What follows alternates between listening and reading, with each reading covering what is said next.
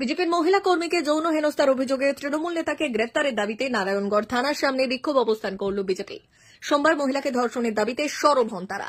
দীর্ঘক্ষণ ধরে চলে ঘেরাও অবস্থান কর্মসূচি। রবিবার সকালে বিজেপির এক মহিলা কর্মীকে ধর্ষণের অভিযোগ ওঠে নামজড়ায় একটি অঞ্চল তৃণমূলের সভাপতির বিরুদ্ধে, আর সেই ঘটনায় উত্তাল হয় জেলা। এদিন মেদিনীপুরের পাশাপাশি নারায়ণগড় থানার সামনে চলে অবস্থান। বিজেপির দাবি, ঘটনায় জড়িত দোষীদের অবিলম্বে গ্রেপ্তার করতে হবে। থানার সামনে বিকেল থেকে সন্ধ্যে পর্যন্ত চলে বিক্ষোভ অবস্থান।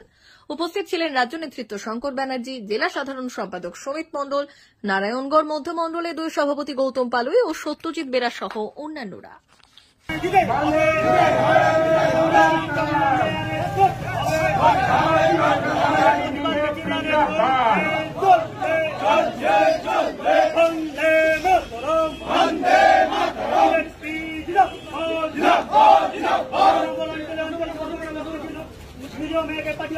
दर्शन को लेकर पुलिस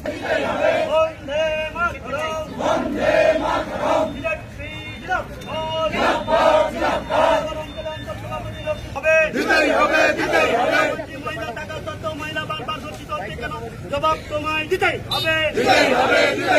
वंदे मातरम वंदे मातरम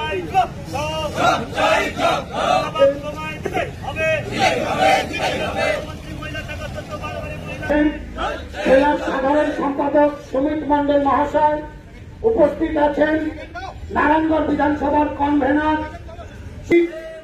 আমাদের মহিলা মোর্চার নেতৃত্ব সঙ্গে যে দুর্ব্যবহার এবং রাজ্য থেকে আগত আমাদের মধ্যে উপস্থিত আছেন মাননীয় শঙ্করদাকে ব্যবস্থা নিচ্ছে না। এটা কি পশ্চিমবঙ্গ? আমরা কি সেই বাঙালি জাতি? আমরা কি সেই বাঙালি যারা